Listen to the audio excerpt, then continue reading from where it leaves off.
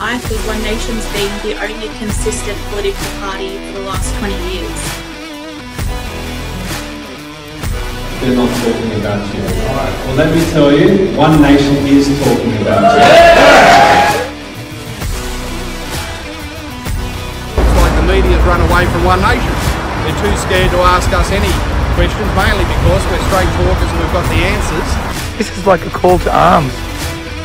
You guys need to start making the real decisions and who you're going to vote for. But no, so Steve, I'm from the West, right? So I've already got I'm calling you Trippy because like that's just my nickname for you. I lived at Parramatta for 8 years. So is Trippy all right? Like is I definitely could not tell. I reckon Trippy's a mad nickname. Yeah. You got a weak. So Stephen Tripp does not watch movies. So I'm like, I said, we'll call it the ex-candidates, like the ex-presidents from Point Break with Patrick Swayze. Have you seen that movie, Rebecca? I know which movie, but I haven't watched it. I don't really watch TV. Oh. Yeah, so you're the odd one out, Adam. Well I must have too much time on my hands then. Busy watching movies. I've been watching the Johnny Depp Amber Heard court case like religiously. So that's going to work out really good for male rights, don't you think? Yeah. What is that about? I haven't even been paying attention. Oh my God, she cut his finger off and didn't go to jail for it. She's a sick woman. Yeah, she cut the tip of his finger off. It's severe domestic violence, Stephen, but it's the man's the victim this time around. And she doesn't have a leg to stand on. And it's been horrendous to hear what that man went through, to be honest with you. But she's just such a good actress, like on the stand. And he's got a weapon of a lawyer as well. So it's been entertaining. I didn't even know about this. I knew it was going on, but I never paid attention. You can watch it. So I'm trying to catch up. So I'm not up to date. I didn't get to see today because I was watching back yesterday. But you can stream it. It just goes for a long time. Tatum will keep you updated, Rebecca, because she's just been watching. That's the only reason why I know about it. I'm driving up to Port Stephens, which is about 2.5 hours away from Campbelltown, and she's just watching it in the car, and I can hear it. It's addictive, and I just always liked Johnny Depp, but even more so now, how he's held himself throughout this whole thing. And you know what he does? So Tatum, because he's an artist, right? When did this happen? When did she cut the finger off? Oh, they've been broken up for 6 years. Yeah. Really? She made these accusations in like a magazine or something about her abusive relationship, and then it sort of just sent Johnny Depp's career into turmoil. And now he's suing her for defamation. Oh God. But $100 million defamation. But she's such a horrible human being. It's just horrible, like what she did. Where have I been the whole time? How did I not know about this? Being a candidate. I've only just found out about it now. So Tatum's only been updating me about it. So, but I did see it actually. So I'm on follow a few Facebook pages for fathers' discrimination rights and things like that, and men's rights. Yeah, and they've been. How we tie this into One Nation's family law policy? You know, this is how I'm doing it right now. So this is where. So I followed a few groups, and I just wanted to get in touch because I've been through the family law process, and I won. And I still feel victimized by it. There's no winner. There's no real winner in that. 4 years of court, $250,000 worth of fees, and I won. I won custody of my daughter. How much in fees? $250,000. Jesus. Right. So that's why the suicide rates in fathers is through the roof, because that's the option, to pay that kind of money or don't see your children ever again. And most people don't have access to that kind of money. So that's why they choose the other option. I don't have access to that kind of money too. I've got a really, really good family, and I had a lot of support, right? And I also work. How are you meant to fight it? I guess you just. I work 7 days. I work 7 days a week, 12 to 15 hours a day, to make sure. And I'm lucky because I'm lucky with the business that I'm a contractor as well. So when I said I can do more work, I just worked more. So when you contract for 2 or 3 companies, they're always fighting for your hours. Plus I had my own, I hadn't started my own small business at that point yet.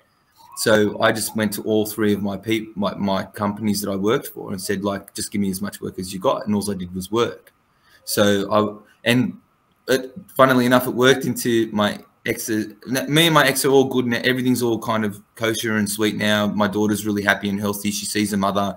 We've got no issues anymore. I want to make that clear because I don't want to upset the apple cart there. But what happened was, to her detriment, when she used to withhold my daughter from me, I would work.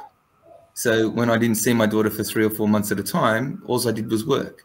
It made me survive. Mentally, I could survive. It was an escape, but it also put money in the bank. And all I did was, when you have a family where you rent a house from your family and that's cheap rent, you're only feeding yourself.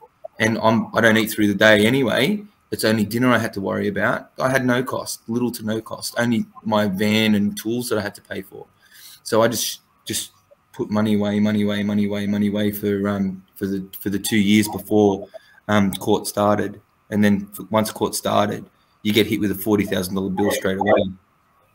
So, but anyway, with the Johnny Depp thing, because it's showing that males can be victims of domestic violence, and lucky there's no children involved with this particular case and all that kind of stuff. I mean, she would film him. He has a well-known anger issue, but what happened was, it's non-violent towards. Well, he had an addiction. He had drug and alcohol addiction, which he doesn't deny. Right. So what happened was, she took video of him slamming. So she triggered him in one scene. She took video. This is what I found out today from Tatum. So he's running around slamming doors in the kitchen, which can't tell me all of us haven't done it. Had a tanty, right? And then she's egging him on. She's filming it. Then she sends it straight to TMZ.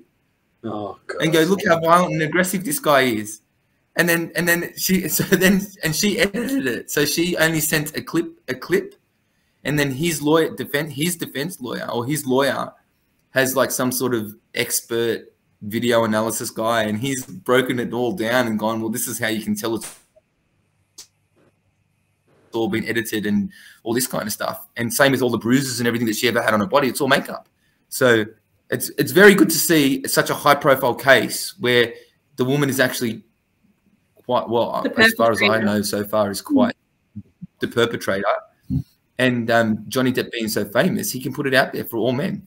So it does happen. If a woman cheats, and like I know a case of someone in my family where the woman kind of ran off with another guy. So they were married. They had 2 kids. The woman runs off with another guy, and then my family member had to end up paying about $3,000 a month in child support. It's not his fault. He's gone into a marriage and had kids. On thinking, I'm in a loving relationship and everything like that, but then he's for the next 18 years at the most, or at least, he's got to pay all those fees. So it's not a fair system at all. No, and also they don't. So this new man that she may be with, he could be a multi-millionaire. He could be earning $1 million a year. That doesn't get factored in when it comes to the child support from the dad. So that income that she might live with that man, he might pay for everything. That doesn't get factored in with her income. So the father still gets assessed without factoring that in. So that's just wrong. Yeah. Also, he's assessed of his gross annual income, not taxable income, not net income.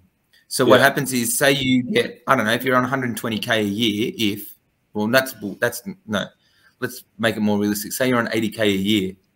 Okay, you're almost in the highest tax bracket. So you're getting taxed, I think, 37 cents in a dollar, or is it 42 cents in a dollar plus a 2.8% Medicare levy? So it's like 45 cents in the dollar. Then what happens is you're only earning really about 40 grand a year, 50 grand a year, and then you're getting paid, you have to pay on the $80,000 a year. So I know that One Nation, I know that when Pauline and everyone was going to, reform the childcare, or what are we calling it now? The family law, family law system, and the child support is what I was looking for. child support, it wants to be off your net income, not your gross income, right? So like somebody like who owns a business, right? Like I'm a sole trader, you know, so you can earn, and I retail product as well. So you can have a really, really high income gross, but over 75% will be cost. So could you imagine if, like the argument's sake, I earned, well, one sole trader, not particularly me, but a sole trader would earn $300,000 or $400,000 in a year, but 75% of that will be cost of materials. So then he's only really making 25% of income. Don't forget too that that's got to be then assessed for taxable income, right? So you're paying child support on $400,000 a year, and you're only making maybe $80,000 or $90,000 a year after all your taxes, so net. And then you're going to have to, you would be paying that, all that money would have to go to child support pretty much. Yeah. So it's not a fair system if you're doing it on a gross income. So yeah, and I see a lot in my industry because it's, you know, male-dominated industry in construction, and guys are just working themselves to death just to be able to pay all their expenses and things like that. And it's not like they're just living in a flat with some other guys through the week. It's not like they have extravagant lifestyles, but they're you know, paying child support and everything like that. So it's tough. It's really tough, you know. It's not always the man's fault. That's the main and thing. can I just bring back to the topic of the Johnny Depp case? There's actually audio of her saying that go out and tell the world that you're a male white man, white male that experiences domestic violence, because nobody will believe you. I heard that footage myself. I heard that footage actually. Yeah. That's just exactly what's going on in the world right now, where men are demonized to be made to feel that if they are a victim, then no one's going to believe them anyways. And women are getting away with what they're doing because of the way society looks at men who are victims of domestic violence. I've been saying it for years, and I don't, if you think I'm wrong, that's fine. But I personally feel the worst thing in Australia to be is a middle-class white male, because everything we do, everything we say can be used against us at any point in time. And I've been saying that since I was a lot younger as well. I've noticed a trend. I've seen it, the demasculization of men, and I've seen that, you know, even in the family law system, there's no what do you call it, status quo anymore. But there is still status quo. But so status quo has been written out of it, but that still falls under status quo. So anyway, basically what happens is you go in there into family court at a 70%, 30% ratio. So if you have a house and you have children, normally the woman's entitled to 70%. Now, I'm not saying that happens all the time, because there have been women, and I know women personally who some of my constituents who have confided in me when during the candidacy, that they had people who were with partners who were well connected, and they got absolutely smashed. So it does happen on both sides, but in generalization, right, generally the man cops the worst brunt of it, but not in every case. So I will make that clear. Well, should we kick this off? Let's kick it off. Sorry, I thought we already started, haven't we? Let's get back to the agenda since we. Well, I guess we should introduce everyone. So I'm Stephen Tripp. I was the One Nation candidate in Warringah, and we're going to call this the ExCandidates, or for now, until we change. What was the other name that we thought of? Rose between two thorns or something? We're not undecided. Yeah, maybe we can have a vote on people, you know. Do a poll. We have Rebecca Thompson, who's the candidate for Hume, and Adam Zahra, candidate for Macarthur. So what is your reaction from the election, guys? Adam? I'm still trying to catch up from sleep. I know that. I'm so tired.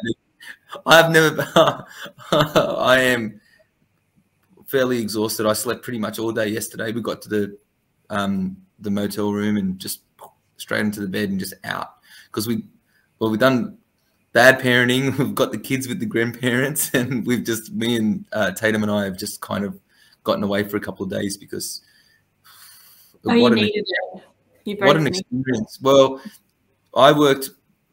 thank you, Rebecca. I worked full time up until a week and a half before, as we all, I know we all pretty much worked, but I worked full time up until the Wednesday before the election. So I only had about a week and 5 days or 3 days before and off, and I focused completely on the campaigning. But then before that was working full time and doing the pre-poll as well. And then all the 6 months. Sorry? You put up all your own signs and take them all down afterwards, and all the midnight. We did all the signing at night. So we went, from 8:30, 9 o'clock at night, we would go and I went and put signs up. I roped my daughter into it a few times, so she came with me on the stealth runs. But yeah, it's amazing experience, but it's very exhausting. How about you, Rebecca? How are you going? The same. I'm just so, like, I've never been so tired. Like, it's almost equal to when I become a mum. Like that newborn stage is almost equivalent to that tired. Like, I've been going to bed relatively early, but even today I was like dozing off on the lounge, which is something I just never do. So I just feel like I can't catch up. It's obviously once the adrenaline and all that sort of ends, it's like you're sort of left here trying to, I guess, grapple with reality again. So I'm feeling good. I mean, I went into it knowing full well I wasn't going to knock the current sitting member off. It's a blue ribbon Liberal seat here, and he's had it hands down since 2013, but still relatively happy with my result. I think it's 7.3% or something like that, but the votes are still being updated. I've seen that today.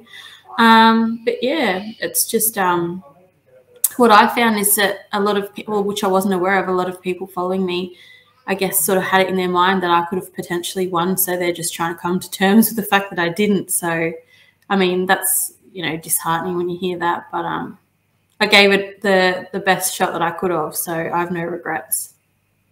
I think coming into this, you can't be expected to win straight away, especially when we don't have as many resources behind us as the other parties do. But we need to build from this. I know for myself, when I first started in Warringah, we had like 5 people at the first meeting, so we had to basically start from scratch. Build up the volunteers, and like 3 months out or whatever it was, it's not really a lot of time. So now we have a good group of people that I want to keep together and keep progressing forward. But did you guys learn any lessons throughout the process that you weren't expecting, like coming into this? For me, well, so I've got this weird personality trait, so I expected to win. I can't do it unless I go. It's gonna happen. You know what I mean? So I can't. I can't. I won't put my heart in. If I put my heart into something, it's definitely 100%. So I'm obviously was new, and I expected to win. So I'm walking up to all the so even when the Liberal candidate would ask me, he's all right guy, nice guy, Binod, he'd go, oh, how you feeling? I said, I'm going to win. Straight up. And, that's just how I am. That sort of confidence is really good sometimes. Well, for me, it's about, when I do something, I go 100%. And and I expect a victory. I've been brought up, you put 100% in, you give it your best, you get your results. Okay, so I know I've got a few more things, more to do. So I'm really looking forward to actually connecting with more of the Indigenous community. I need to get onto that. So when you're doing such a steep learning curve, we had all a massive learning curve. Things get left out. So reaching out to local communities and Indigenous communities and business communities, I just couldn't do it. I just couldn't get there. I don't have the contacts for the Indigenous communities. It's just a circle, my circle of the way that my life has panned out is I've never actually had contact with like Indigenous community groups as such. I've had Indigenous friends and things like that through school, but not like into community groups. So I know that for myself as a candidate or a future candidate, I have to be more outgoing and reach out to more community groups. So that was a big one. That I think that's probably, feel like that probably let me down more than anything else, was just not reaching out enough to groups. Did you guys struggle with media exposure? Initially, yeah, but then it sort of just all sort of comes steamrolling in. But I think it just depends on the electorate, to be honest with you. If it's more of a conservative seat, which I'm lucky that mine is, then you probably get more media interested in us because we're a conservative party. But if you're in like a fully left green seat, then obviously the media is just going to turn a blind eye toward you. Or a teal seat. You're in a teal seat, aren't you, Steve? Yeah, yeah. So we got completely. We had Mark Latham and Colin Grigg out at the Spit Bridge, and there's a program that One Nation uses that puts it out to all the media outlets. So it went out to 130 media outlets the day before and the morning of, and not one of them turned up. So how do we get that message out there? You know, they completely ignored us. So, you know, even when when I had the candidates forum and I got all that exposure from what happened with Zahra Stegel, like it went all around social media, and you know, I was getting messages from everywhere, but the mainstream wouldn't touch it. Like, apart from one thing on Sky News with Chris Kenny, that was it. So, of course, they wouldn't touch it because they're all in agreement with that kind of behaviour, and that's the issue we're having at the moment. Well, I feel is that the people that we have in Parliament at the moment are toxic, they're childish, they're immature, and it's not what we need in Parliament, and they're not the type of people we need making decisions for us. I understand we're all not going to agree on everything. Obviously, that's why there's all different, you know, political views on the spectrum, but you can respectfully disagree and respectfully debate people without resorting to name calling and childish behaviour like we're seeing at the moment. And the media's got a huge part to play in it as well, with the sort of stories that they run and they get behind. And I think the biggest thing going forward is with this teal movement, like they looked at Zahra Stegel's result at the last election and they've gone, well, that's worked. Let's give it another go in a whole bunch of other seats. And that's worked as well. So what's to stop them from running in every electorate next election? Oh, they'll do it next election for sure. And even the state election coming up. So how do you combat the teals with so much resources behind them? When I'd go out to put up my signs on election day, you should see the amount of Zahra Stegel signs there were. It's incredible, like just plastered everywhere. Like, and they're $10 a pop, right? So even and the amazing deal that we got, because we did it all through, you know, on a big group collective, right? $10 a pop. I mean, to have, you know, 10 up on one place and then everywhere you go, there's 10, 10, 10, 10, 10. I mean, how much money was spent on those? You know, like just that alone can show you that, you know, it wasn't coming out of one person's pocket. And he's meant to be all of them are meant to be independents. Like to the north in McKellar, they had that Sophie Scamps or Scomps. I don't know what Scamps. She was a doctor. And then all of a sudden, she's got all these resources behind her. Like, I know doctors earn good money, but not that good money. Like, don't people actually stand back and look at it and go, something's not right here? Where did they get all their volunteers? Like, she's just popped out from nowhere. Where are they getting all the resources from?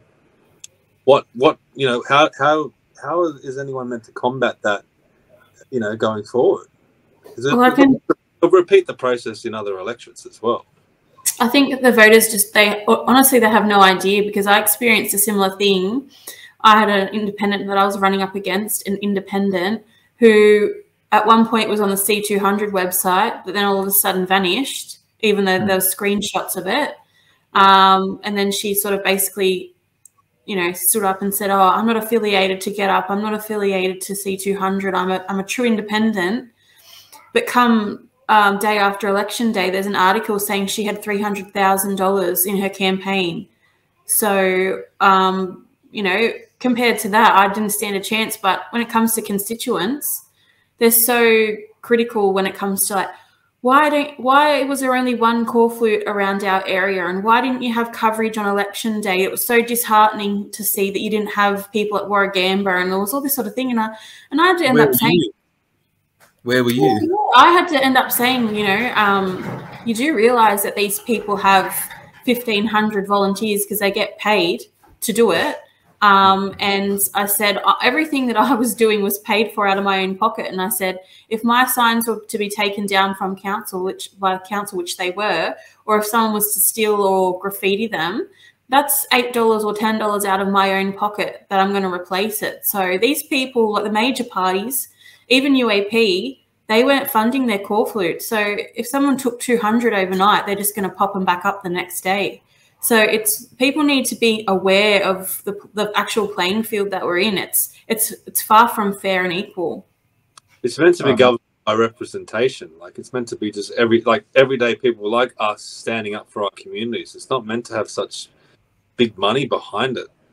It's almost like Zahra Stegel, she's just a marketing gimmick at the end of the day. She walks in, she's got an entourage, she's got her own photographer. Like, the photographer was there, was at the ballot draw, she was out on the polling booth. She just follows her around all day. Like, she wouldn't be doing that for free.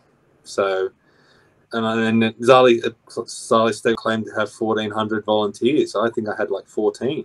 So, like, and that's the thing though that I found frustrating, was people were so judgmental and critical about, you know, us not having booths covered and things like that. And I was thinking, well, if you were free that day to go and vote and you realise that there wasn't anyone there, why didn't you put your hand up? It was just how hard it was to get volunteers. Honestly, I didn't expect it to be so hard.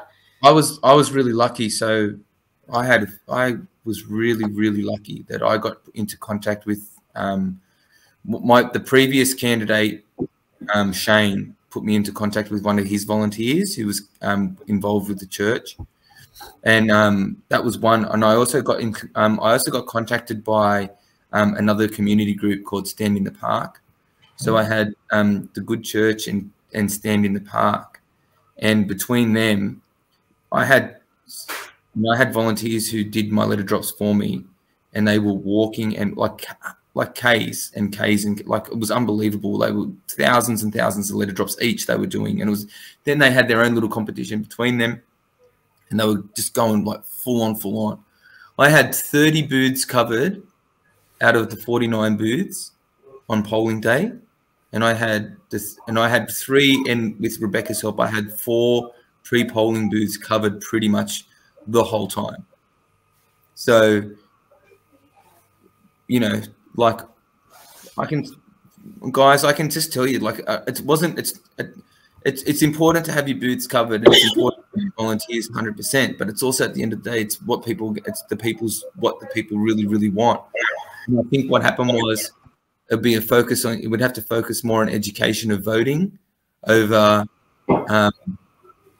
worrying about too much about your volunteers as such, because it'd be more, and Rebecca did mention this to me, it's about, you know, being in people's contact with people, being out there and getting your name out there and your face out there. But also, I think people wanted change, and you can see that by the spread of the votes, and how that, you know, the other parties got a fair bit of votes and there was a swing towards them, and then they went to Labor in the end, because I don't think people really understood how to make proper change in government. Well, they only got 32% of the primary vote, Labor, so that's an indicator that nobody really wanted them anyway. That's right. That's what I'm saying. So if you look at the spread of the vote, people wanted change, right? And, you know, look, I've made petition about the way that, because I had a fair few scrutineers too, and I made petitions about, like, the way it was counted and stuff like that. But apparently there's 2 ways they can count. So there's the Topher Field way they can count with the piles of your candidates, and then they divide the preferences and all that kind of stuff. Or what they do is they divide, in my electorate, they divided into 3 piles. They had Liberal, Labor and Other. Then they distribute the preferences from the Other into Liberal and Labor. That's how they counted. What I don't understand about that is that I actually had a scrutineer who's worked at the AEC, like, as a staffer in previous elections, as well as scrutineering, and this is the first time she's witnessed them do it this way. So if they're going to start changing the... Sorry, this is new. It was new legislation put in either 2019 or 2020. One of the two. There was a date where they put new legislation. Why would that be necessary? Then why on earth are we required to put preferences in our votes? Then we should just put number one. Preferential voting is irrelevant then. I agree. I don't know. I agree with your point about putting number one and just don't worry about preferences, because who cares anyway? Not utilizing them though, so there's no point. That's right. But in saying that too, I need to learn a little bit more about the system. As I said, it's my first go. I still haven't completely read through the AEC handbook. You know what I mean? So now it's about me or us or whoever wants to continue get educated more. But I'll educate my scrutineers next. I'm planning on probably not. I don't think I'll not run again. So I'll probably figure out a way. I'll have to speak to the state and whatever and see what we're going to do, if they want me to run for them, if they thought my results were good enough. But anyway, that's in the future. But I'll definitely want to learn how to I want to learn about scrutineering properly. I want to make sure that my scrutineers actually know what they can do, so they can call, wait a minute, that's not right, this is what I want done. And then I'll show them how to have the strength to talk to the AEC, because the AEC guys, as nice as they can be, they can be a bit like hard to communicate with. Stuff going on, because when I went into vote first booth and I asked for a pen. I thought they were meant to provide pens if you asked for it. She's like, we've got pencils. I'm like, no, I want an actual pen. And she looked at me like something was wrong with me, and maybe there is. But... No, my mum had that exact same experience, and then they were waiting behind her to take the pen off her when she was finished. Really? Well, they didn't. So I just walked out and I went to the next booth because I went and got a pen, and then as I'm going to booth, I went to the next one. And anyway, I'm sitting there and I'm talking to the guy about the white Senate paper and how long it is. I'm like, oh, soon it will be out the door, blah, blah, blah. And then I said to him, so you just, you number one to, at least 6 above the line, and then I can keep going. He's like, no. He's like, you just go to 6. I'm like, you mean at least 6? And he's like, no, you just if you go past 6, it's an informal vote. And I know that's not correct, because it even says on there, minimum of 6. Minimum of. And then you can... If he wants to be informal. He wanted it to be informal? I don't know. Well, I don't know if it was the fact that he just didn't know, like he's working for or volunteering or working, I don't know which one. Was it a worker? Yeah, it was the guy that you go, when you go to tick off your name and he gives you the... Yeah, he was... and I'm like... No, it's at least it's 1 to 6 at least, and then if you want to keep numbering, you can. But he was telling me no. If you go past 6, it's an informal vote. So even that, they're giving you the wrong. They gave me the wrong information. So how often did that happen? So apparently at one of their sites, they weren't. You know how you got the little circle where they initial it, that puts it into active. So apparently somebody came running out, somebody came out and said that, for the first 20 minutes, every vote that was done is informal now anyway, because no one was signing off the top corner. You know what I mean? So what you got to give it, you got to understand. I guess I look at it from both points. Like most of the people the AEC people who turn up on the day, it's their first time doing it. Like I think my mum used to go and do it back in the day. So they pay you for the day of doing it, right? So they don't, they'd have highly qualified people there if they would stop mandating things. Yeah, well, yeah, right. I hear what you're saying. Yeah, that's right. But I'm just, Well, educate them the day of the before. So come in an hour early and we'll explain how everything works. They're not formal training? I don't think there was formal training this time. People haven't you seen? I don't know if I've seen the videos. My volunteers went and bought packets of pens themselves to hand out to people to vote with. My volunteers went and did that. Yeah, so did mine. Right. So here's a pen. Here's a pen. Here's a pen. Bring it back if you can. And packets of pens got spent. So. But yeah, apparently there was no real training for these people, and even when I went the scrutineering and the counting. I had a lot of the counters definitely didn't have English as their first language. I had one of my volunteers tell me that he was standing he actually went away. So he was handing out votes all day, and then he went home, changed, so he was out of his orange colours and everything like that. And he picked up 2 of his housemates who were a bit lazy. So he's like, no, you got to go and vote. So he took them into the booth, and he's just standing out the front. And the AEC woman was standing there, and she's like, oh, you're coming in to vote? And he's like, no, I've already voted. She's like, it doesn't matter, just come in and vote again. And was like almost trying to get him in to vote again. I'm like, was she just joking? He's like, no, she seemed pretty serious. Well, I know I had one of my volunteers call me and say that they weren't allowing him to use the bathroom there because they were saying he would tamper with the votes. Yeah, there's a lot of weird stories coming out, but I try and shy away from that sort of stuff because I'm like, well, I don't really want to believe that it's all. I'm sure there's dodgy stuff that goes on, but you want to think everything's above board and legit and all that sort of thing. I've spoken to like headquarters and all that stuff. So apparently there's a second auditing process. Okay. So now that, and I believe that it was a bill or legislation that Malcolm Roberts himself put through Parliament. I don't have all the details because, you know, you skim through things and there's so much to read. But apparently now what happens is they get audited from an independent auditor. So once they're all counted, then they go all entered into. Now this is what I don't know if it's to do with the House of Representatives and the Senate, but I know the Senate 100% gets audited from an independent auditor.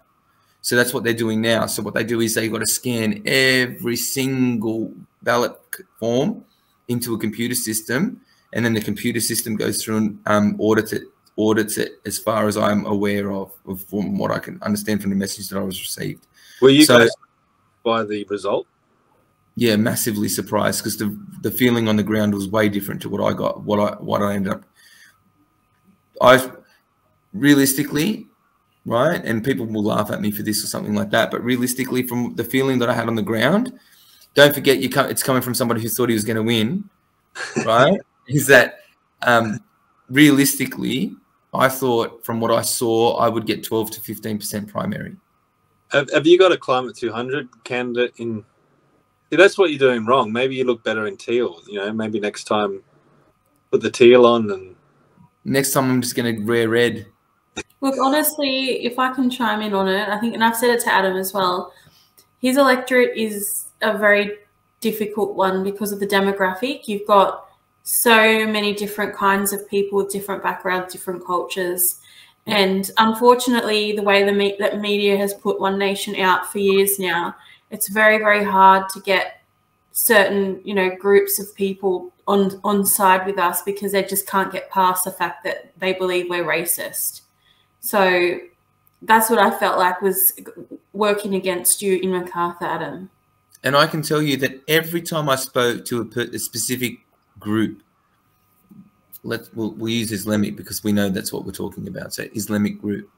If I spoke to an individual and almost every individual I spoke to, I 100%, this is their words, I 100% agree with everything Pauline Hanson says, except she's racist. And I said, well, what are we talking about racist-wise? Tell me, and let's work it out. Oh, the burqa. And I said, that was for security. It wasn't about you're not allowed to wear a burqa. And I said, I actually spoke to an Islamic volunteer who was handing out flyers one day at one of the festivals I went to. And he said in their law, in their Bible or their law, they're allowed to remove the burqa in a position of security risk, i.e. bank, airport, this, that, the other, whatever it is, right? So what happens is, so I'm like, well, then what was the big deal about Pauline Hanson saying that they should release it back in that day? Oh, it's because she walked in wearing a burqa and the way she made a spectacle of it and blah, blah, blah. And I said, well, you're going to really hold her against for that something that happened, how many, was it 2004 or something? From that, and then, but you believe in everything else the party stands for. I said, and, you know, and again, we're the only party that was been fighting for the Religious Freedoms Act or whatever it is. You know what I mean? But these people that are saying those things, like, how do they explain all the candidates that we have that are from, you know, different backgrounds? Like, and if Pauline Hanson was really racist, look at Raj, who was the Guruswamy. Yeah, the second Santa. Yeah. He's cool. How to pronounce his last name, so thanks for that. Yeah, but he's the number 2 Senate candidate in Queensland. Then they recruit George Christensen. If Pauline Hanson was really racist, he'd be like, sorry, Raj, we're going to bump you down to 3 now and put George in at number 2 because he's more well-known or whatever. No, she stuck by Raj, and she said, no, you'll stay at number 2. So if she was really racist, why would she do that? So I don't think anybody actually looked into the. I said that's what I always said to them. Go look at our www.onenation.org.au. Right? How do I remember that email? Because of that website, because I've told them, go have a look. Go have a look at the candidates. Go have a look at the policies. Then make your judgment. Because it's not good enough. Because I had that conversation and they said, oh, out of 151 candidates, you've got like 5 that have a different background. And I'm like thinking, well, we're supposed to just find people based on their cultural background or their race and make them a candidate? Is that not racist as well, in the sense that you're choosing somebody based on the way that they look or their culture over who's actually suitable for the role? Well, that's we can't control who is applying to be a candidate. We can't control who's doing that.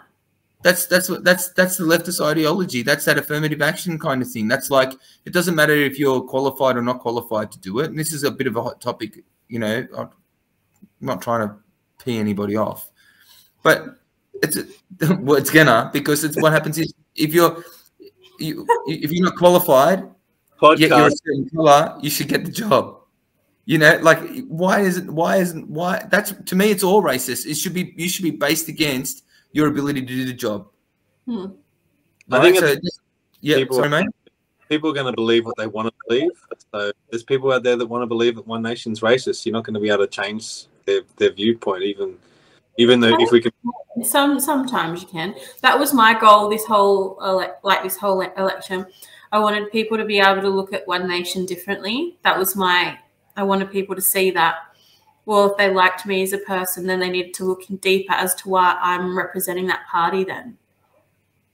And I think the party now, after the pandemic, like, look at all of us. Like, we stood up because of what happened during the pandemic. So the party has attracted a lot of new blood, and that's going to influence the party in different ways. So I thought, I kept telling everyone this is the evolution of One Nation, whereas the major parties are devolving and probably need to hit the reset button, whereas we're moving forward with new candidates and new people. Like, you know, this was the first time where we ran in almost every seat. So even though Rebecca was a ghost candidate, yeah. Well, she's pale. She's looking like a ghost right now, right? You got a Ben Fordham. So how did that go? Yeah, it was fine. It was just I obviously wasn't happy with the fact that I was named on his morning show as a ghost candidate when it's not true. So me being me, people think that I'm just quiet and sweet. Well, I am to an extent, but I'm not going to cop that. So obviously I was on the phone straight away after I found out, and had a good chat with the producer and that for a good 15, 20 minutes, and just said it's not on. Like, because they just kept palming it back off to being the AEC, which just brings me back to the fact that it's heavily compromised, that organisation. And I realised that through my own experience as being registered as a ghost candidate. They literally had some guy in there typing up lists of One Nation candidates and where they live and sent that off to the media. And he had put that I lived in Douglas Park, Queensland. So it wasn't an official AEC document where it was printed off. It was someone that worked there with their own spreadsheet making it up. So based on someone's accidental error or intentional, that they had the ability to completely sabotage my entire campaign. Yeah. So, yeah, he was nice. It was good just to get on there and clear the air. He was very nice to me and polite, and I appreciated him giving me that 10 minutes in the morning to address it, and basically just used it to promote myself. Yeah, so it worked in my favour in the end. So, did you get much feedback afterwards from anyone? Oh, well, you know, I didn't realise how many people actually listen to AM breakfast radio other than my mother. But apparently there's a lot of people out there that heard it. Mark Latham said he heard it as well. So good. He's actually looking into the whole thing that happened. So hopefully something comes of that. Who, Ben is or Mark Latham? No, Mark Latham. Yeah. Interesting. Mm. Okay. So should we do some questions now, or is there any other things you want to talk about? Do we have any questions? I can't see any. Is anybody asking questions, or has anybody asked? Well, on the Facebook, people have asked. So Yeah. we've got Gay Cameron's asked a question from Cook. Okay. Yeah, go on. Hi, Gay. He's gone, hi team, with New South Wales state election approaching in March, let's talk about things that affect people in New South Wales. Education standards, electricity, gas prices, fuel prices, road tolls, mandates and more. Now, Adam, you've put your hand up. You're likely to run for state. Well, it obviously depends on, like, obviously Mark's the leader of New South Wales. So what depends what he wants to do. I said I could. I've asked them if they need me to call on me. Yep. But I'll definitely have a conversation with the party. So what do you think? What do you think with the state election coming up? What do you think was the main issue for you, or main? It's going to be 100% cost of living. So now what happens is we've had all Australia spoke. I'm in a solid Labor area, right? Now they think that they're going to get cheaper fuel, cheaper gas, cheaper electricity, and it's the trend is completely opposite. So I don't know about you, but they cut the fuel excise by, was it 50% for the next 6 months? That was that was One Nation. One Nation was done that, but then Liberal put it in, right? Did it, right? Now what still Nation's policies. Sorry? I said it's not the first time they've stolen a One Nation policy. Absolutely not, because we're the party for the people, and we make the policies that actually matter. But the fact of the matter is that fuel now is more expensive than it was before the excise cut. So where's the ACCC watchdog regarding fuel prices? I just put petrol in my car, put 50 litres in, and it was $2.27 a litre. So, like, I mean, gee whiz, it wasn't that high before the election. So obviously I think it was a 25-cent cut for excise tax. That's been absorbed, and then it's gone up again, because it was $1.87. It was $1.87 before the election, and then after the election, it's gone up from $1.87 to $2.27. That's what, 34. That's 30 cents, I think, a litre. So it's the 25 cents has been taken up, plus another 5 cents on top gone. That's such a good point. Yeah. So that's the fuel. That's the ACCC watchdog. And from what I've read, it's not stopping either. It's going to continue to increase. Correct, right? Then what happens is what else was I going to say? Then you've got the electricity prices now. They predicted to go up by 18.7% or 18.3%. Okay, in June. So just after the month, it's just going to go up. That affects everybody, right? So all this clean, green, cheap, free energy, and it's already costing us more. Right, because Labor's already said that there's no infrastructure, there's no this, there's no that. They've blamed the previous governments, right, to not have. Sorry? The standard tactic when a new party takes over, they blame it all on the old party. Well, they blame the old party for that. So they're the opposition. They knew they should have known what the grid was like. Well, they vote on all this stuff anyway. They're the same. Right. So we don't have distribution for energy, so we can create it. So I know, when I was speaking to another constituent working on the Snowy Hydro, that thing can produce some mega power, but they can't get it from this power station to the grid. So it's like it needs to be like a 5-lane highway, and the way it was explained to me in lay terms was it should be a 5 or 10-lane highway, and we've only got 1 lane to get the energy out. So that thing, when the water gets pumped up and then pushed through the Snowy Hydro, it makes so much energy that they can't get rid of it. Yeah, they don't run it. The same with you know, with the sun issue, you produce a lot of energy, but then where does it all go? And you know, so now they're putting it in batteries. Whereas that's one of the benefits about nuclear. They can have these small modular reactors, put them on the site of a coal plant, and then feed it into the existing transmission lines. So no one's talking about that. Well, they're the size of it. Apparently it's only the size of a semi-trailer truck. And not only that, you can add to it. So if one's working and you need to just have extra supply, you just put another one next to it, and then another one next to it. So so it's like modular. It's just like flat packing. I haven't got told they can put it on a barge and like float it down. Like if you've got it in Newcastle and suddenly you need it down in Wollongong, you can put it on a barge and float it down down the ocean or on the water, and then move it around like that. So there's a lot of possibilities for that. But no one wants to talk about it. And the research I did when I during the campaign was that they have new nuclear power reactors that use far more of the uranium, so there's a lot less waste. As well. So it's almost clean. Not to mention that there are. So I know a chemical engineer, and he said years and years ago he read papers on the way that they can actually the last bit of depleted uranium, they can actually deplete the rest of it and basically make it non-radioactive waste.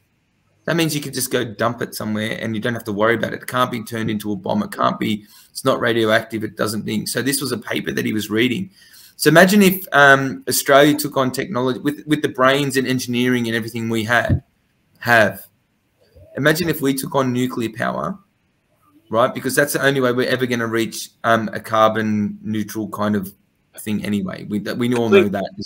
Coming into this election, like nuclear was one of the things I didn't really agree with, because my biggest thing was what happens to all the waste? Where are we going to put it? I don't like that idea. But I had a lot of people in my inner circle that were pro-nuclear. So I was like, well, maybe I should do some more research. So I reached out to the Australian Nuclear Association, and I spoke to their national secretary there. He's a physicist with 30 years of experience. And I said to him, what do you do with the waste? And he's like, what are you talking about? He's like, when you pull uranium's in the ground, it's already radioactive. It's not like you turn it on. It's you're pulling it out of the ground, putting it in the plant, you're depleting it, and then you're storing it on site, the depleted uranium. And he said there's even the possibility you could take that depleted uranium and put it into another geological site and bury it again. So when you say waste, well, what do you mean by waste? So it's super green anyway. Yeah, it's the greenest. It's the greenest thing on it. It's the greenest energy form that we've got, but people just refuse to open up the conversation about it. I mean, again, it's why we need people like One Nation in there, because you know what? Like, that's perfect example. You were against it because of the waste. You did a little bit of research, and then you're kind of like, well, wait a second. It's green. You could literally take it out of the ground, use it, and go put it back in the same spot. I don't know if it's the same spot, but another spot, another geological. It's called being open-minded and willing to be challenged. And imagine if we invested in this technology many years ago, and then developed the technology better, so you could use more of the nuclear energy from uranium, so that there's less of it that's radioactive anyway. So you're depleting it and depleting it and depleting it because you know that you're taking the energy out of it, right? Yeah. So imagine if we could have better nuclear power plants, and get away from the whole Chernobyl idea and all that kind of stuff, because we wouldn't even make a nuclear power plant that would be like that anyway. Well, you're talking about old tech. It's like trying to compare one of those old school computers from the 1970s, comparing it to an iPhone. Well, exactly right. This is what I'm saying. People, that's the mindset of people, though. That's the mindset. People are thinking that we're gonna go and build nuclear power stations like they see on The Simpsons. Yeah, it's not going to be anything like that. Like that at all. No. But if mainstream media tells them that's what's going to happen, then they're going to believe it. Yeah, and then you get people like the Greens saying, "Oh, but it's going to blow up and everyone's going to die." Well, hell, I want to be able to turn the lights on. What about the wind turbines killing all the birds? Does anyone care about that? Or is that from the hum? No, they fly into them and get killed. Yeah, well, the hum's something else. The hum's like that's 100 hertz hum. The livestock and the animals that are trying to graze near them, it freaks them out. And you've had dairy farmers come out and say, since having them installed on or near their property, that the dairy cows are producing 30% less milk. Yeah. So for people that are supposed to be animal activists, they're ignoring all the signs that it's not good for them. Not only that, China supplies 80% of the world's renewables, solar and wind, and part of that production is done by forced labor with the Uyghur population and other groups. So, you know, you're putting all this money into an investment that first is going to make us energy dependent on China, because we have to rely on China to supply the solar and the wind, and then a lot of the components are being constructed using forced labor. No one's talking about that. And cobalt, which is the main component of lithium batteries, comes from the Congo, and they use child labor. Yeah, for our electric vehicles, no one wants to talk about that either. Yeah, yeah. So, Rebecca, what do you think is one of the big issues for you? Yeah, definitely cost of living and the electricity thing. Like for myself, just reading that today about them saying it's going to go up somewhere between 18 and 20%, that's freaked me right out, because for myself personally, I live in an older house, and the electricity bill is one of the things I struggle with already, so that's going to hurt. And I'm sure I'm in a better place than a lot of people are at the moment financially, so can only imagine what that's going to do. So that's obviously something I'll be focused on. But affordable cost of living is a big one for me, and always has been the whole campaign through, because like I'm on the ground with people. I know what they're going through. I hear what they're going through. Just going in the shopping, like in, you know, shopping centres as a mum with my kids, and I hear a mum saying to their little one, you're going to have to find another fruit to like, because they can't afford to pay $7 for a punnet of blueberries. Like, what the hell's going on in this country? Yeah. Well, I think the next big issue as well is education. And if you look at, you know, Mark Latham's always talking about, we want to provide kids with an education, not indoctrination. And if you look at the national vote, the Greens actually increased their national vote. Let me just quickly check, by 1.3%. But in some states like Queensland, it was over 2%. So how much of that is the 18 and 21-year-olds who couldn't vote in the last election that have been fed this indoctrination coming in and voting this election? There's a big issue there. If you're getting them at the schools, and a lot of them are leading a Green, then that's only going to increase the Greens' vote for the next election. So, I mean, this is a massive. And I don't think any indoctrination should be in schooling, even if it's right wing. It shouldn't be there. No. Schools should just be focused on the basics, like, you know, times tables and learning how to read and write and those sorts of things. So I think it's definitely a massive issue, and the state government deals directly with education. So that's going to be a massive issue, I think. Well, yeah. I mean, I was reading an article just before I jumped on with you guys. It's in Victoria, but it's under a Labor government, so it's probably going to happen nationwide anyways. But a mum that had to pull her 2-year-old child out of daycare because they were bringing in a rainbow day for children from babies, 18 months, to talk about, to stop transphobia, biphobia and homophobia. I mean, this is disgusting. They're 18-month-olds. Yeah. Anything to do with sexuality, anything shouldn't be affiliated or anywhere near children. If you agree with those views, that's fine, but they shouldn't be anywhere near kids. Well, these are babies. They can't even talk yet. Yeah. It's just disgusting. Yeah. It's actually quite sick, in my opinion. Well, that's the sexualization of children. You know, like it's exposing them to, right, like to sex in different ways. So what happens is it goes, well, what happens when a 2-year-old comes up to mum and dad and goes, well, mum and dad, what happens if a man is with a man? Then what are you going to say? I've got a mum and a dad, but what happens if somebody has a dad and a dad, or a mum and a mum? It doesn't matter how softly it is. It's you know, it starts off very small and then it gets deeper and deeper and deeper as they get older. So I just think that the sexualization of kids is completely wrong. It's been wrong. It's been happening for many, many years. I've noticed it even in, you have a look at in the clothes that the kids are able to buy, you know, and this is all on parents as well. Like, you know, parents need to draw a line somewhere, you know, and say, well, listen, this is not, I do it in my house, you know. So it's, yeah, it shouldn't be there. It should be literally reading, writing, arithmetic. All right, we've got another question from Leon Peterman, but I think we've already covered this. The debate of Australia adopting nuclear energy needs more push, so we've covered that. But he also asked, do we have any constitutional civil rights not to comply with WHO treaties? Oh, this is a massive topic. So it goes beyond our constitution if we sign it. Our constitution becomes null and void. Yeah, they take over, so they can just take over. It actually nullifies the constitution. Yeah, it's just that's why we've been speaking about it so much, but people don't want to listen. It's the scariest. Yeah, they don't want to put it in the media or anything like that. They just want to push it through without anyone really paying attention to it. And both Labor and Liberal will support it. So I don't know how much, you know, One Nation can do. I've just been reading up on it myself. And in the treaty, I lost my page because I was trying to set up this thing. I got a breakdown of what the treaty does. I'm just trying to see if I can find it real quick, guys. I know this is. And it's not a conspiracy theory either. I'd like that to be clarified. That's carbon. That's got the carbon credit one on it. Let's see if I've got it on this one here. Because I was looking at a few things.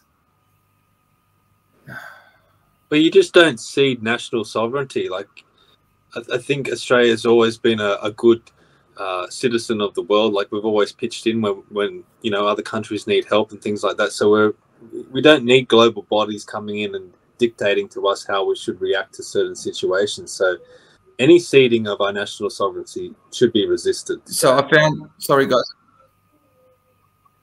Yeah. So I found the article. Sorry, guys. So a summary of the proposed treaty could legally empower the WHO to do the following, and this is only some: increased surveillance, a One Health approach, a direct attack on sovereignty via outside data. The WHO may unilaterally decide, so they can unilaterally decide, like that it's a pandemic. Enable healthcare workers to be brought in, so they can bring healthcare workers in from outside. Yeah, they'll bring you in. They'll bring UN in. Well, I was going to say, does that mean that security is going to have to be part of, you know, the health, a health worker? So basically, you'll have people with machine guns, and you've seen them. I don't know if you've seen them in Davos, the security guards they have for, you know, it's been reported by independent media as well. I mean, they've got machine guns. They're fully armed up to the hilt, you know, like, so they can come in and then do what? Force, obviously, the law or legislation that WHO says. Have a look at Shanghai recently. That's what we're looking at. Yeah. They'll have their own compliance committee. The amendments will come into effect now more quickly, within 6 months to 18 months. Because remember, it was all meant to be in 2024, and then it all got moved to 2022 after the election.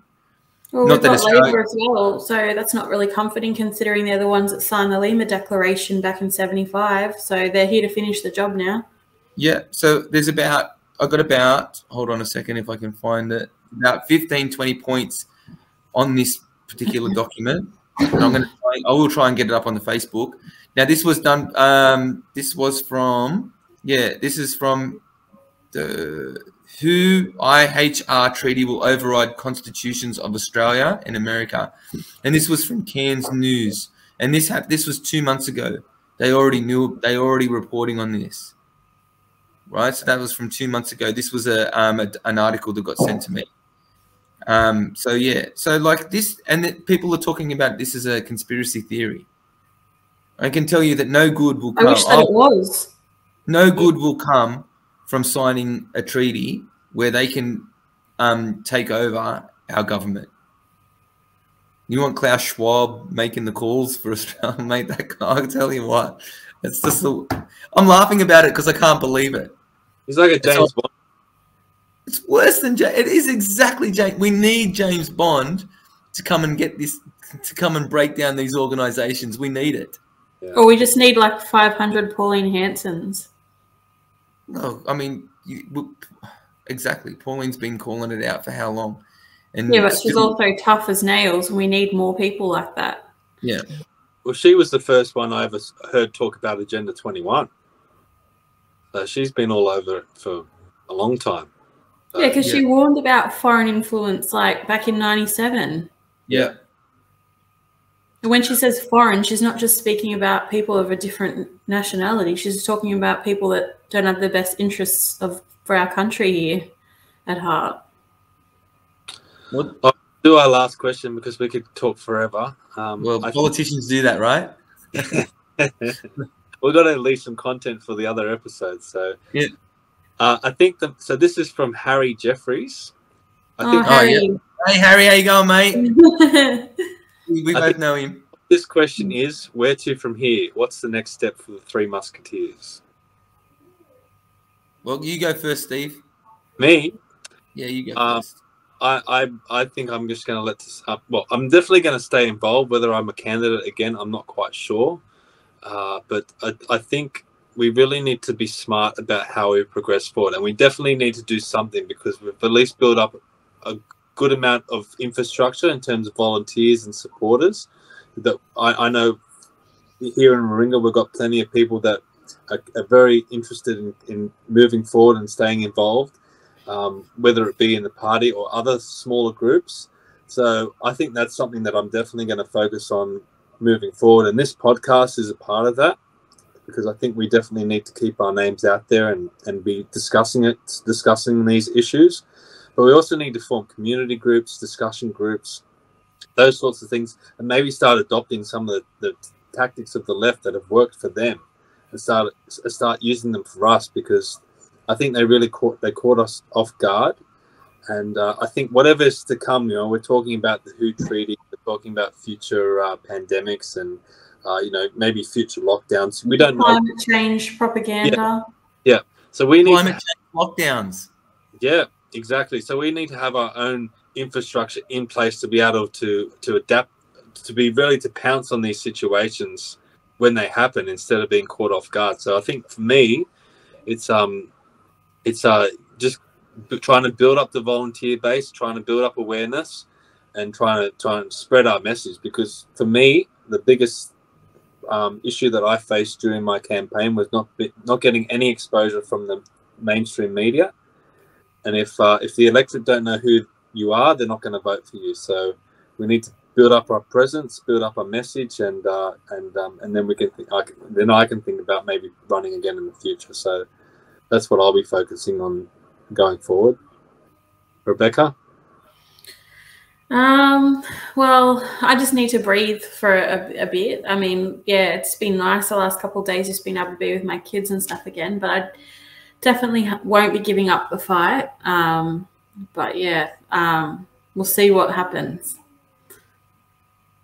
All right. So obviously I've already said that, like, I'm pretty keen to go again. I don't know why, but I am. So I just thought it was an amazing experience. I met some amazing people, not just only you two. You guys are great. I met a few other people, and I feel like in the end, I feel like not succeeding let all my volunteers down, let my family down, and let my kids down, because the reason why we fight is the same reason, like I fight the same reason you guys fight. We fought to protect our children. So I just want to say that, Stephen, I was thinking about doing some sort of like podcasts and keeping my name alive, but Stephen made it happen. So Stephen actually came to us. So Stephen's definitely you're full on, man. You're actively making this happen. So I appreciate you doing this. Rebecca, I want to see you on here as well with me. I think us three together can make a big difference. We've had as Stephen has said as well, we've all got our own little contacts now.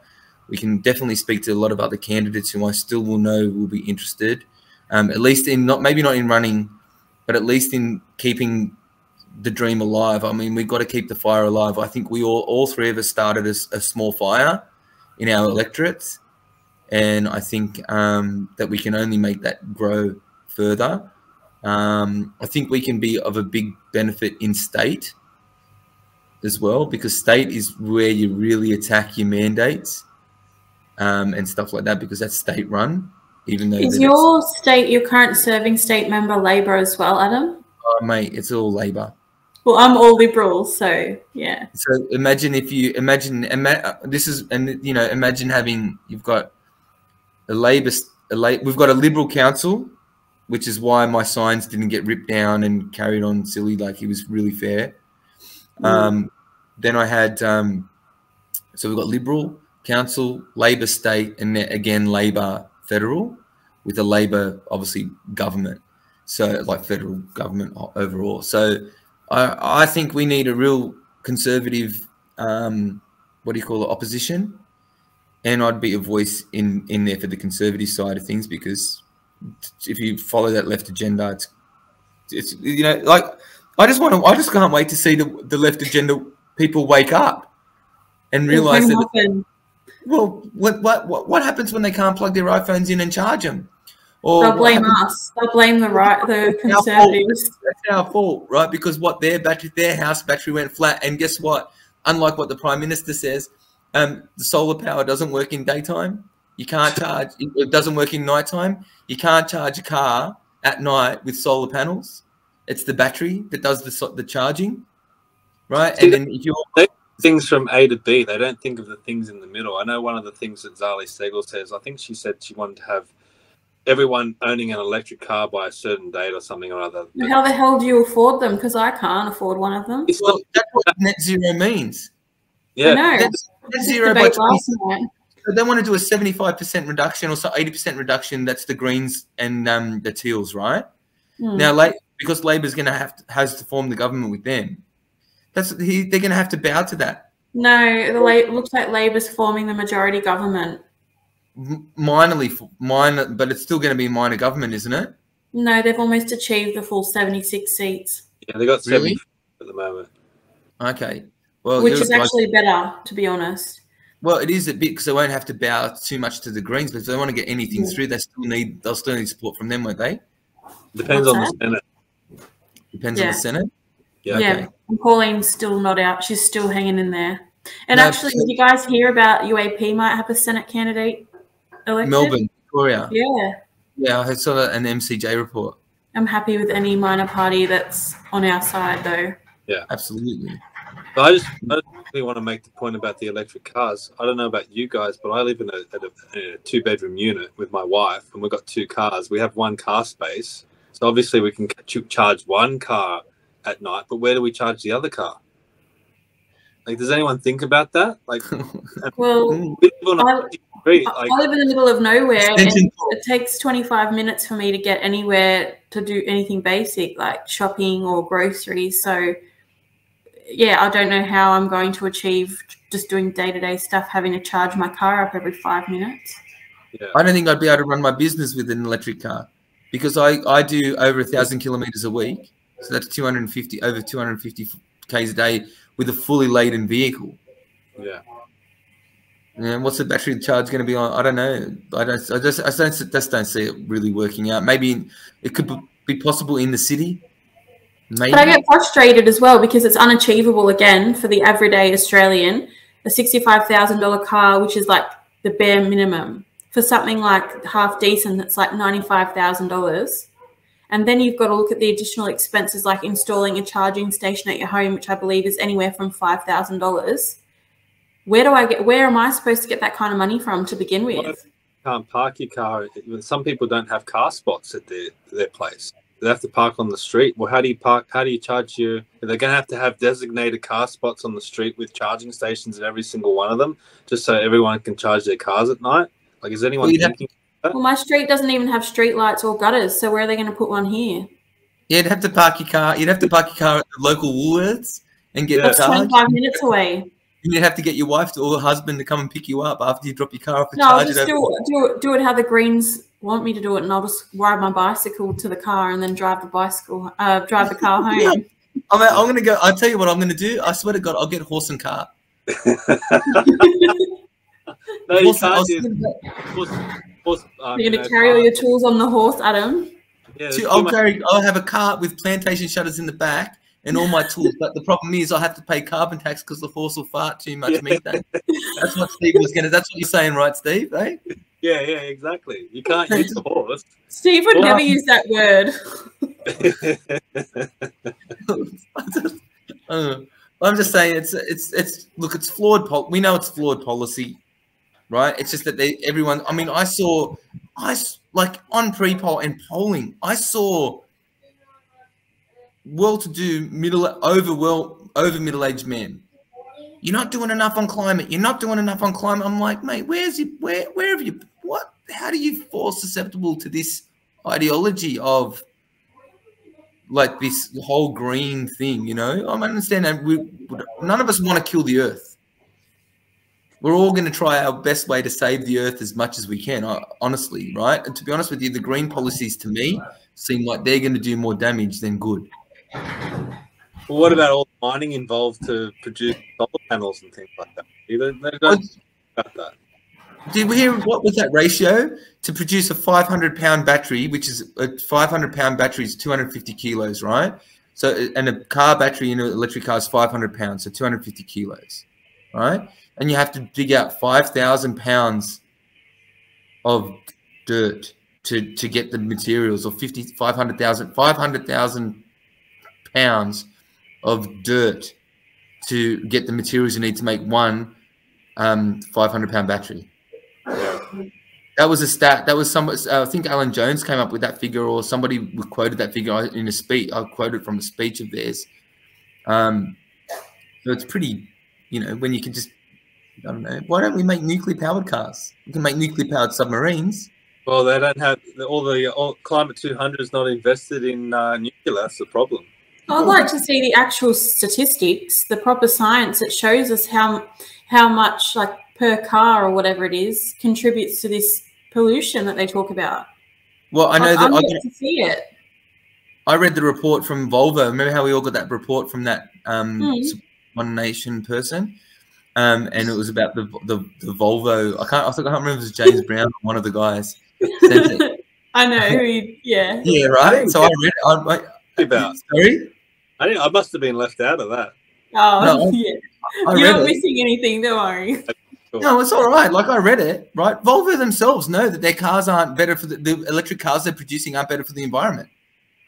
No, but I'm just saying, you know how Malcolm Roberts always talks about the climate thing? Oh, yeah. No one to date's been able to challenge him on their side of things. So that's what I'm saying. I want to see how much damage an actual petrol car like mine, for instance, I've got a small 4-cylinder. How much is that impacting the earth? Like, really? Well, when you work it out, though, right? So your car will do, if you look after it, over 1 million kilometers. So the cost of carbon it took to produce your car versus the carbon that it uses to burn the fuel, right? But over the life of the car, right, it will make it negative in the end, right? So it repays back its debt over time, provided it's serviced and looked after. Okay. Whereas, don't forget, batteries have a life span. So 4 to 5 years. Yeah. Right? So after 5 years, you've got to take a 250 kilo battery out of the car that's not recyclable, that's basically treated like nuclear waste. Don't they use fossil fuels to manufacture them? Right. And then to break them down, and you can recycle, maybe you might be able to recycle the plastic casing, but not the materials inside. One of the other candidates, I can't think who it is, but he said he works with them and you can't recycle them. No, you can't recycle them, right? So what happens is you take a 500 kilo battery, 250 kilo battery out of the car, put it into the ground, okay? You get another 250 kilo battery that's created carbon to make, put it in your car. While the car's running, it's not producing carbon emissions, but when you're charging it, it does, okay? And then the waste it produces is. So, and then don't forget too, that the car's made of all different parts around the world. Then they're all shipped together, put together, and then they're shipped and distributed across the world. So there's a massive carbon footprint just to make one, right? Whereas, you know, there are ways to minimize that, manufactured battery-operated cars in each country, blah, blah, blah. There's so many things you can do, but will they do it? Car manufacturing is dead in Australia. So they're not going to. You know what? They're also not talking about is the mechanics. What's going to happen with all the mechanics in electric cars, because electric cars don't require servicing to the extent that current cars do. Software upgrades. So it's an industry that loses business, loses people. Yeah. So I think there's over 200,000 mechanics in New South Wales. They're not interested in us losing jobs. So, interesting fact, my mum sent me a video yesterday. She went out for lunch at a Chinese restaurant and was getting served her meal by a robot. What? Awesome. That's a job that somebody would have had once. Where was this? Just she's from out Penrith Way. There was a Chinese restaurant, and the food comes out on a robotic thing, and it actually talks to you. Oh my god! Wow, yeah, we're already there. Awesome. Oh man, I like people. I just want to talk to people. I like people too. I don't want to talk to a robot. Here, by taking your food, you turn me on. Like, what's the point of this stupid bloody robot? No, it was just like it was just saying like, "Here's your food, bye." Thanks. Didn't stay around for a complaint or anything. Remember, the future was meant to be cool. Like, yeah. Forward to the future. I want to go back. I want to go back in time. Yeah, take back to the 90s. The 90s were good. Yeah. Yeah, I mean that's it, eh? So, I hear you guys. This has been pretty good, guys. Yeah, so let's wrap it up, because we'll keep talking otherwise. So thank you, guys. Yeah. Well, I was going to say let's set a time limit for half an hour, but we've beat that by almost an hour. No, never work. It'd have to be an hour minimum. It has to be an hour. Well, Joe Rogan goes for 3 hours a lot of the time, so I don't think we'll go that far, but it would be achievable, but we won't do that to the audience tonight. Tonight. We'll see what guests we can get on, and but I think we're off to a good start at least. Would you be interested in getting like candidates from other parties on and stuff as well? Yep. See, not just anyone we can. So we'll discuss that, because I've always got a whole bunch of people in mind.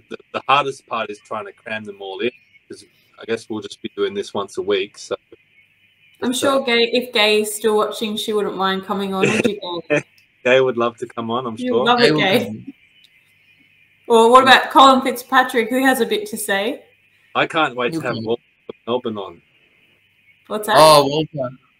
Yeah. Walter. Dragon, we've got to get him on. I'd like to speak to him. We're all meant to meet up down in Canberra for a coffee. I tell you, we already said that we were going to. When we meet him and I, anyway, we had this thing going to see in Canberra because we thought we were going to go down there together. So, that was just wishful thinking, Adam. No, it's just the way my motivation works. That's all. It'll happen eventually. You'll get there eventually. We all will. So. Well, I think we all just need to. I think it's important that the people have people like us.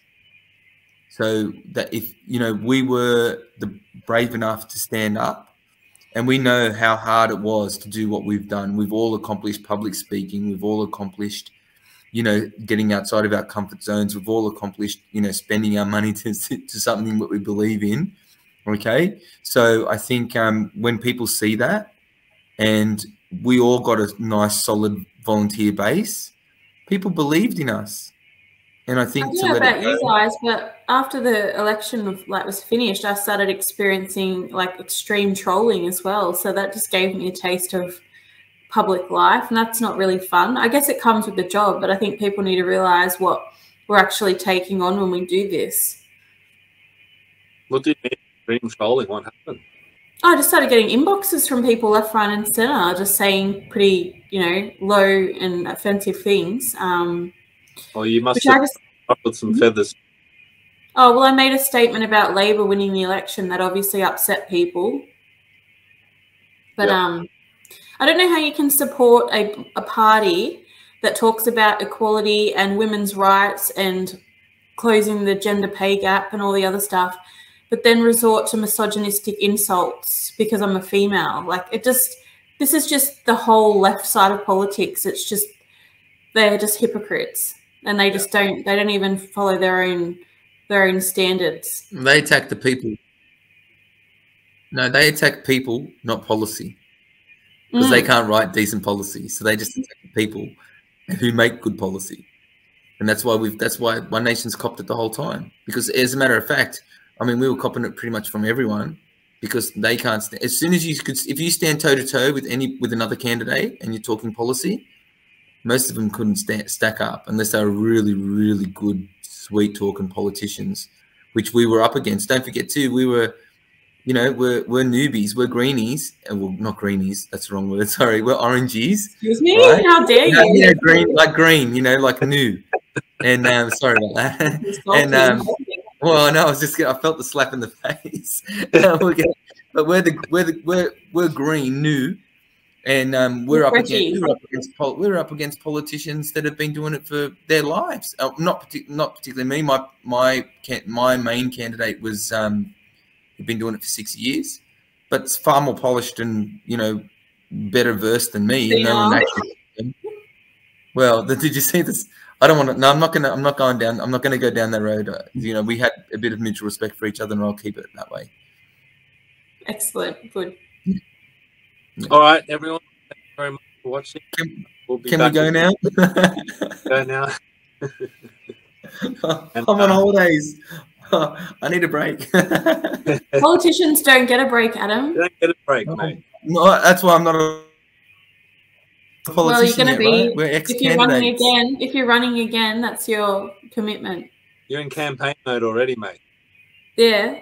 I'm already in campaign. You've had 2 days. Let's get back to it.